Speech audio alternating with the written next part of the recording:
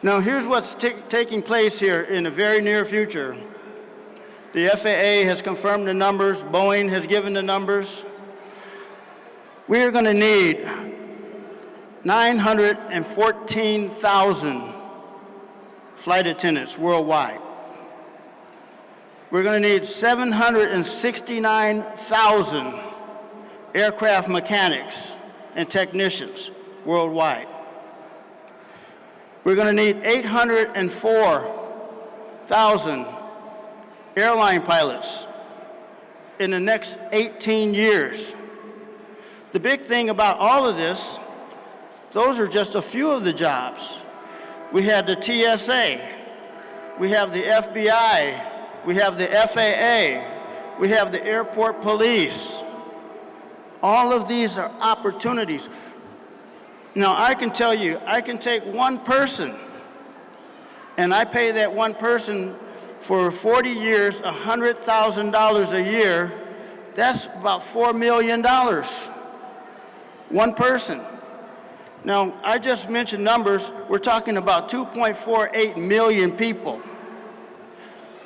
2.48 million people in the world that we need in this profession.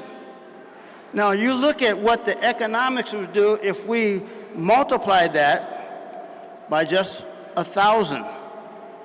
Or better yet, and my goal, this is the start of it. My goal is to put tens of thousands of people from this whole area in this arena. The city of Rialto has a long history with aviation in that we had a general aviation airport in Rialto, and it's to date been the only airport in the nation that had to get federal legislation to decommission it due to a number of things, finally being 9/11, and 9/11 affected air travel. We had to basically lose the flight patterns that we had because they conflicted with Ontario. So, fast forward. I had the pleasure of meeting this gentleman, Mr. Robert Cicedo, and was introduced to a program that was by the Shades of Blue organization. And I invited some of our students to come out to their first program that they launched here in Ontario, only 2.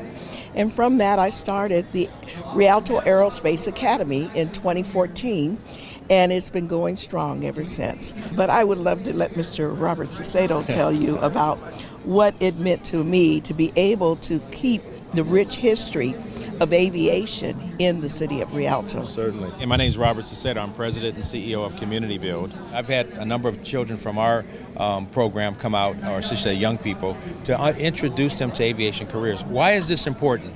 It's important because over the next 15 years, we're going to lose over 800,000 pilots worldwide to mandatory retirement. In the United States alone, that's over 230,000 pilots. We're going to lose 735,000 plus aircraft mechanics. So approximately 2.4 to 2.5 million people will be forced into retirement over the next 15 years in aviation. So we have some huge gaps to fill, and I'm excited that this is the start of helping fill those gaps and get young people in the pipeline.